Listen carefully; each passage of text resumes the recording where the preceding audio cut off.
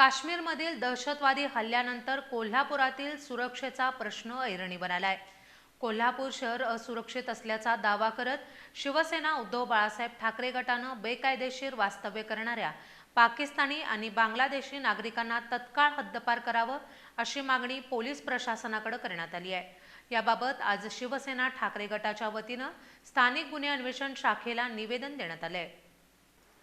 काश्मीरमधील दहशतवादी हल्ल्याच्या पार्श्वभूमीवर कोल्हापुरातील सुरक्षेबाबत चिंता व्यक्त करत शिवसेना ठाकरे गटानं आज कोल्हापूर पोलीस प्रशासनाकडे निवेदन सादर केले।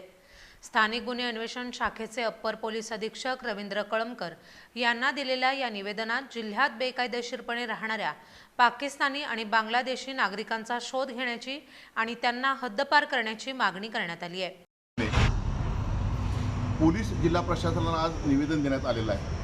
काश्मीर हल्ल्यामध्ये पहलगाम येथे हल्ला झाला आणि तिथं अनेक निरपराध लोक मारले गेले। अशाच पद्धतीने हे कोल्हापूर सुद्धा असुरक्षित आहे असा आमचा ठाम दावा आहे। हे घटनाक्रम आम्ही सांगितलेल्या पोलीस प्रशासनाला निवेदन दिलेलं आहे। व इरफान अत्तारपासून त्यानंतर पाकिस्तानी जिंदाबाद घोषणा कोल्हापुरात दिल्या गेलेल्या आहेत। त्या पार्श्वभूमीवर कोल्हापूर हे सेंट्रल प्लेस ह्या लोकांचं स्लीपर सेल जे म्हणतो ते बनलेला आमचा असा आरोप आहे।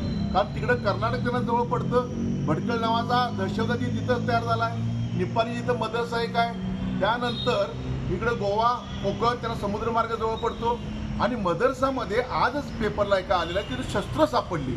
मदरसामध्ये तुम्ही काय करताय हे सुद्धा बघणं गरजेचं आहे। आम्ही कुठल्याही धर्माविरोधात नाही आहे, धर्मांधाच्या विरोधात आम्ही काम करणारी माणसं आहोत आणि आज कोल्हापूर असुरक्षित आहे यासाठी आज आम्ही निवेदन सर्वच मुस्लिम देशद्रोही नाहीत, पण त्यांची माथी भडकवून देश अस्थिर करण्याचं काम करणाऱ्यांचा बीमोड व्हावा हा मूळ उद्देश असल्याचं यावेळी शिवसेनेकडून सांगण्यात आलं।